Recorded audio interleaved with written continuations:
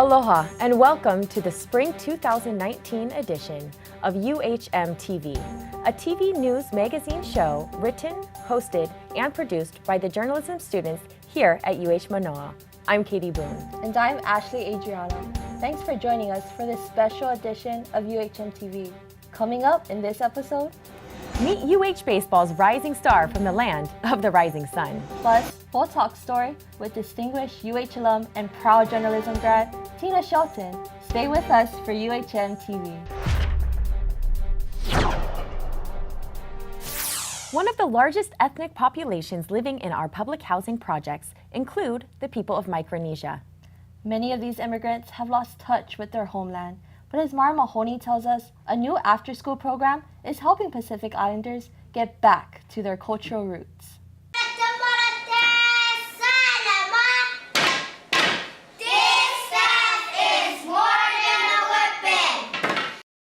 Located in Kuhio Park Terrace, which is one of Hawaii's largest public housing complexes, the Pacific Voices Project is an after-school program that aims to perpetuate cultural art forms and history amongst Kalihi residents. According to co-founder Innocenta Samkiku, the program started in response to community concerns that there was no space for young kids to learn about their cultures and traditions. When they first come in at 3:30, they do study hall. After that, we circle up. For the Aloha circle, it's very important to crown the children, knowing that in the circle, they're physically there, but their ancestors are also around them to crown them in everything they do. After that, we do some kind of activity, whether it's Chugis language, vocabulary, or just fun activity that pertains to the lesson plan that I planned for the day. For some of the kids, the program is a safe space where they are free to be themselves. This is a space, a safety space, where we don't make fun of each other. It's not like outside where they laugh at you when you make a little small mistake. According to Soundkiku, programs such as the Pacific Voices are a need in areas with large populations of Pacific Islanders. It's very important that we stay connected to our own indigenous ways. This is Mara Mahoney for UHMTV. What time is the program and who's eligible to join? Well, the program runs Monday through Wednesdays from 3:30 to 7 p.m. and is open to kids from all cultural backgrounds. And best of all, it's completely free to join. Plans to develop a cultural center on Oahu's Ewa Plain could soon be underway.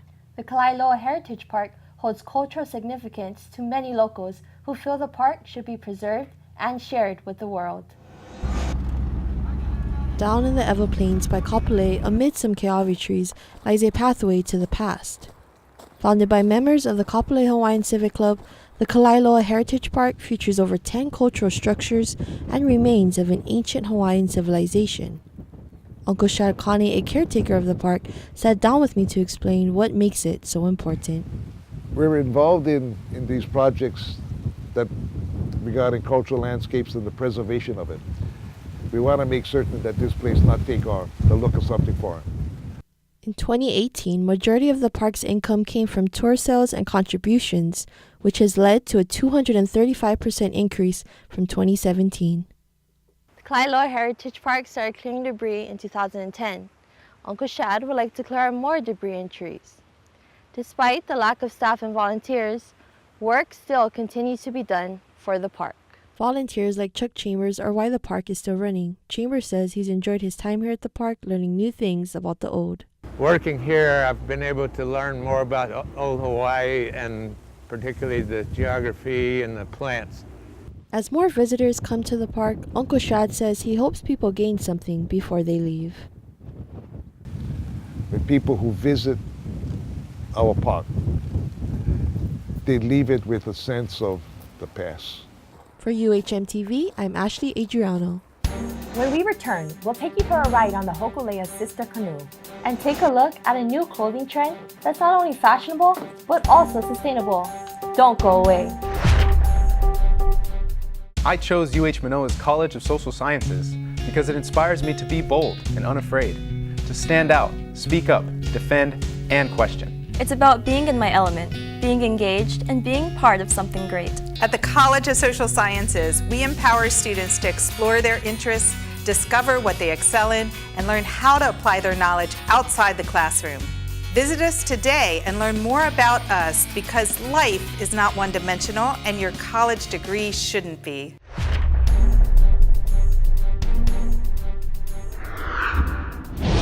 Welcome back to UHMTV. Hokulea continues to forge a connection to the traditional Hawaiian ways. Hikianalia is a sister canoe of Hokulea. Kristen Kumakura has more on their recent voyage to San Diego. Hokulea is well known around the world, from sailing in deep waters to learning how to navigate through the ocean currents and the stars. A voyage called Alahua Kai Omeleka was a voyage broken up into 4 legs. It consists of sailing from Honolulu to places on the coast of California. Kauai native Leilani Johnson has been a part of the Polynesian Voyaging Society for 13 years. Johnson was a part of the 4th leg, which sailed for 19 days and more than 2,200 miles from San Diego back home to Honolulu. They sailed on Hokulea's sister canoe called Hikianalia. Jocelyn says she's been a part of inner island passages, but this was her first deep sea voyage. It was an unbelievable experience. For a first timer, it's definitely something that you'll never forget. And now until the next one, to see the comparison is going to be amazing. Robert Perkins was the senior captain for Hikianalia's first 3 legs.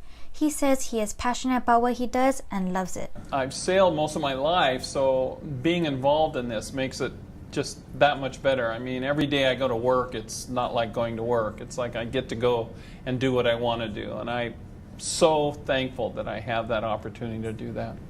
In the future, the Polynesian Voyaging Society hopes to have classes to teach voyaging and canoe building. The Polynesian Voyaging Society has been around for more than 40 years and continues to share knowledge around the world. I think Polynesian Voyaging Society has been doing a great job through different voyages it has done around the world and soon to be around the Pacific. And just to be able to share indigenous knowledge is important too, along with the science, and being able to find the balance of it. And I think they've been able to do a great job for a lot of indigenous cultures. This is Kristen Kumakura from UHMTV. For more information on future voyages, you can check out the Polynesian Voyaging Society's website listed below. Thanks, Kristen. Next up, reporter Shannon Manamtam will show us how UH researchers are connected to a new coral exhibit that educates visitors on climate change. Hawaii's beautiful coral population is a favorite among the state's tourists. But a new exhibit at the Waikiki Aquarium is teaching visitors that these creatures have more to offer than just underwater aesthetics. Corals' response to thermal stress is very complex. Some of them respond much more resilient than others. Some of them will bleach while some of them don't bleach. And so this exhibit kind of highlights the complexity of corals, and that relates to their response to climate change stress. The new exhibit features 14 types of coral species from Oceania, Pacific, and Indian Oceans, and all of them react to rising sea temperatures in a different way. One is the leaf coral, or potato chip coral, which is delicate and susceptible to bleaching under higher temperatures. Each species is displayed alongside their skeletons so visitors can see the difference in living coral and ones that may have been lost to bleaching or other factors. Many of the coral on display are grown here in the Coral Ark at the Waikiki Aquarium. The purpose of this area is to house threatened and endangered Hawaiian corals so that we can propagate them for hopefully eventual reintroduction back into the wild. While corals only make up 1% of the seafloor, they support over 25% of marine life by providing food and shelter to millions of species. If we were to lose corals, I really don't think the public at large has the faintest idea of what will happen, because the coral reefs around Hawaii are actually protecting the island from erosion. So they're really important as a hub for biodiversity and habitat. So in that way, they support organisms that are important for commercial fisheries or for subsistence fishing. They provide an important source of protein for millions of people across the world. I'm Shannon Manamtam for UHMTV. So what can we as individuals do to help preserve these corals, Shannon? Right, so a good place to start is by keeping chemicals out of the water. A state law to ban all chemical sunscreens will be taking effect in 2021. So start by switching out your chemical sunscreens for something more mineral-based. And remember that if you ever do go diving, these reefs are alive, so keep your distance and do not touch. Thanks, Shannon. The fashion industry is one of the largest contributors to pollution, and some clothing designers are finding ways to reduce waste through sustainable fashion. Doris Kung has more. Sustainable fashion is on a rise, as Lyst, the largest global fashion search platform, reported a 47% increase in consumers searching sustainable-related keywords like vegan leather to organic cotton. Also known as slow fashion, it is often categorized with ethical fashion, where clothing is made for quality under ethical conditions. While fast fashion is the mass production of clothes that follow the current trends and styles of designers and celebrities sold at low prices. For Dr. Andrew Riley of the fashion department at Manoa, he thinks sustainable fashion is here to stay. I think there will always be a segment of the population who is very interested in sustainable clothing and human-related factors to clothing, so I think it is here to stay. How big will it grow is a good question. I think that young consumers today, the post-millennial generation that are coming up, realize what's going on and want to see the change. Fast fashion clothes can stretch. That's because it contains materials made of plastic, therefore leading to microfiber pollution where tiny fibers from clothes wash into the ocean. Every time you launder your clothing, little particles come off and there's no filter in a washing machine, so they end up in our drinking water and our water treatment centers. They aren't filtering them out, so you're actually ingesting those little tiny bits of plastic. So I don't really want to be eating other people's clothes or my own. Fashion pollutes in different ways, from dumping clothes in landfills to releasing harmful dyes and microfibers into the ocean. Shopping sustainable with sustainable brands and materials are ways to reduce fashion pollution. Doris Kung reporting for UHMTV. Doris, how can we be fashionably sustainable here in Hawaii? Well, consumers can shop sustainable brands and choose clothing made of natural materials such as cotton, linen, and hemp when shopping fast fashion. Thanks, Doris. As Honolulu's housing prices continue to soar, local advocates are contesting a bill that they say could jeopardize Honolulu's skyline. Reporter Unica Escalante has more. Honolulu's skyscrapers are limited to heights lower than 450 feet, but many lawmakers and developers have tried to challenge that, like Representative Ryan Yamane, who earlier this year sponsored a controversial bill to raise Kaka'ako height limits to 768 feet. If built, the skyscraper would be twice the size of Hawaii's current tallest building, the First Hawaiian Center, and would be 7 feet taller than Diamond Head. But instead of being met with praise, the bill ignited outrage, criticized by residents like Lisa Yamada's son. Short-sighted thinking from Honolulu, city projects. But for Representative Yamane, the goal was simply to address one of Hawaii's ongoing issues, affordable housing. The goal was to increase the availability of affordable units for workers, for small families. According to a recent study, a family would need to earn $36.13 per hour to afford a Honolulu 2-bedroom rental.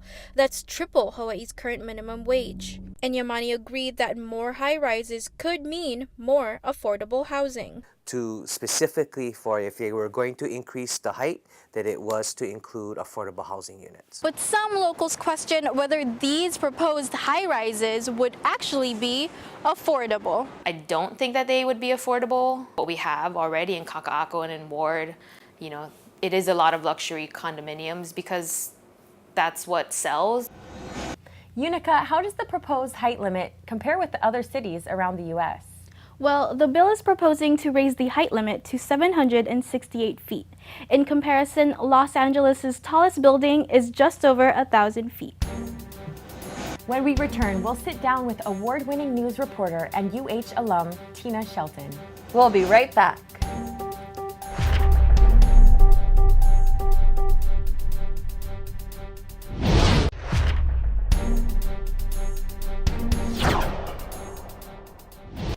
Aloha and welcome back to UHMTV. Today we have Ms. Tina Shelton, Director of Communications for the John A. Burns School of Medicine. She is known for her work as a news anchor for local stations such as KHON. She attended Kapiolani Community College and UH Manoa, graduating with a degree in journalism. Hi, Ms. Tina, how are you? Hi, fine, thanks. So you do have a degree in journalism and a background in it, but what led you to this job? Most of my career I've been an investigative reporter covering, specializing in the federal law enforcement. And then at KHON I was covering the legislature with Greg Takayama, who was excellent at it. He had gone to the medical school to be the communications director. And when he moved up, he got a job here at UH Manoa, doing the same, running the communications for Manoa. And so he sort of came and sort of recruited me really for the UH JAPSOM job. I had to compete for it. But I thought at that time, wow, I just got a new contract at KHON, I was going to get a raise. To go to the medical school, I had always loved science.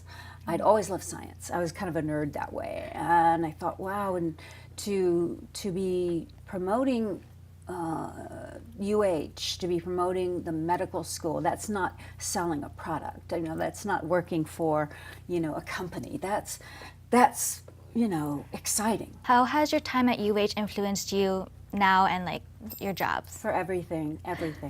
I was the first in my family to get to go to college. And that has meant everything to me. And when I was able to come to UH Manoa, it was only $325 a semester. So I was able to work 4 part-time jobs, and go to school. Education is so important. That's where you met your colleagues who also wanted to be journalists.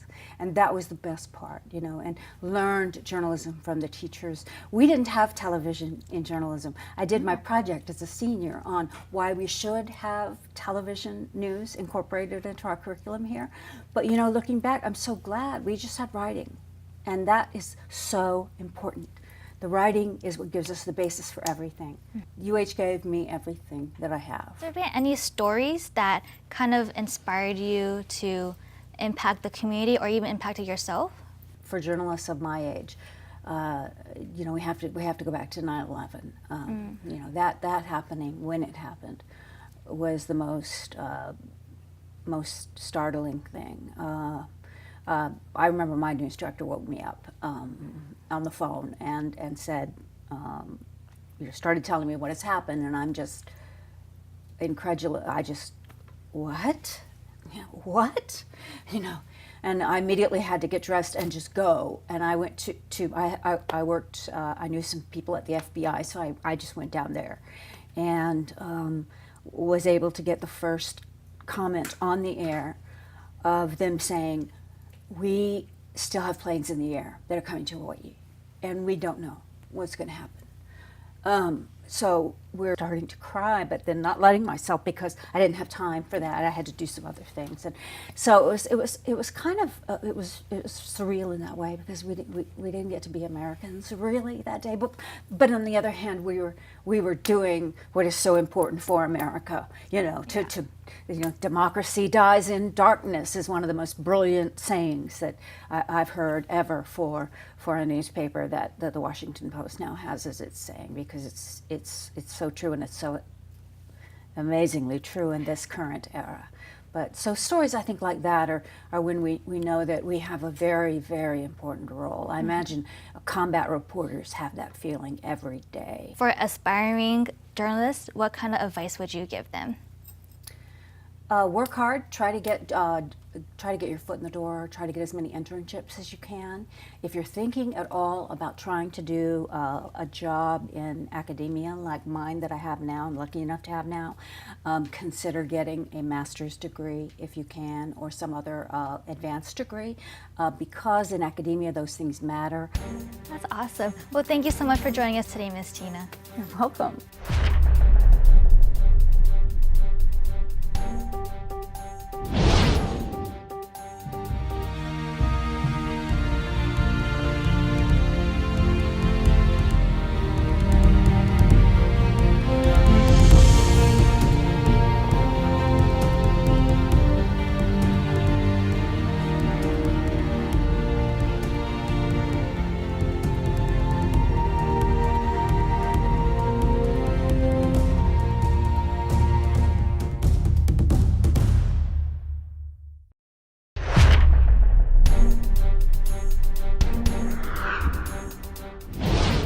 Welcome back.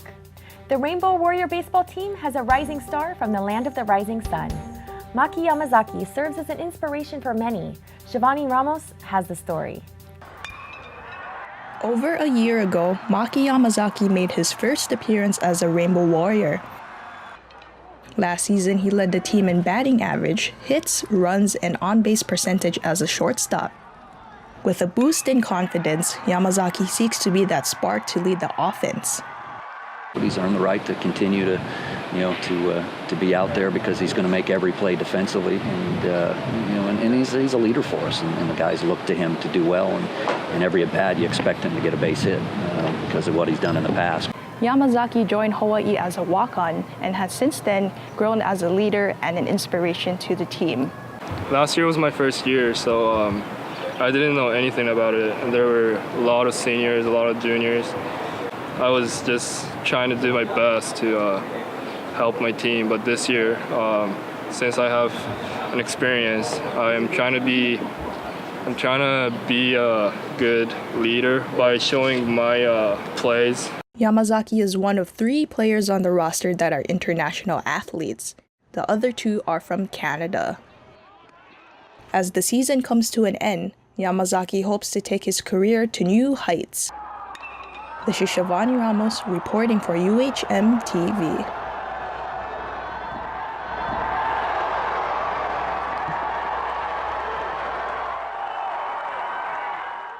So Shivani, how many international students are at UH?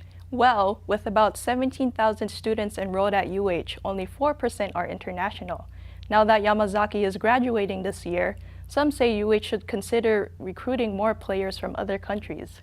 Thanks, Shivani. Hawaii's pop culture fans got a chance to meet and mingle at the recent amazing Comic-Con Aloha. Sierra Ackland has more.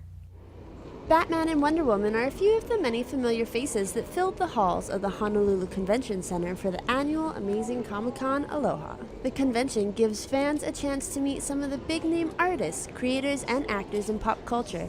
Comic books have invaded pop culture. Like, there's so many different TV shows, so many different movies, so many different things that are based on comic books that people don't realize are based on comic books, and that's what this is all about. We get to enjoy all of pop culture, your comic books, the manga, the anime, all the good stuff. The con is filled with vendors ranging from famous comic book artists and creators, such as the creators of the Avengers, to rising local talent. It also offers question and answer panels, game rooms, and costume contests. Comic-Con and other conventions like it have been taking place across North America for nearly 50 years, but only began appearing in Hawaii around 6 years ago.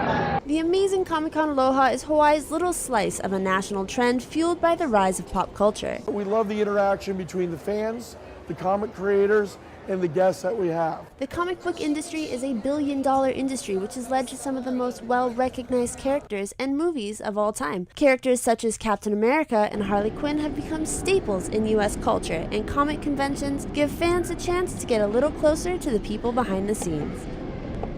People of all fandom and pop culture, to be able to have a place where we can relate and also be able to have an opportunity to meet people that are in films, TV shows, or in anime that we love and adore so much. The Amazing Comic-Con Aloha returns to the islands in 2020 with more special guests, epic costumes, and as always, family fun. This is Sierra Ackland for UHMTV. Thanks, Sierra. So are there any other events like that on Oahu? Well, actually, there is another event that occurs every April called KawaiiCon that features Japanese pop culture, anime, manga, and video games. Thanks, Cece. Well, that's a wrap for the 16th edition of UHMTV. If you enjoyed what you saw today, check out previous shows online or visit the UH Manoa journalism website. Thanks for joining us, and aloha.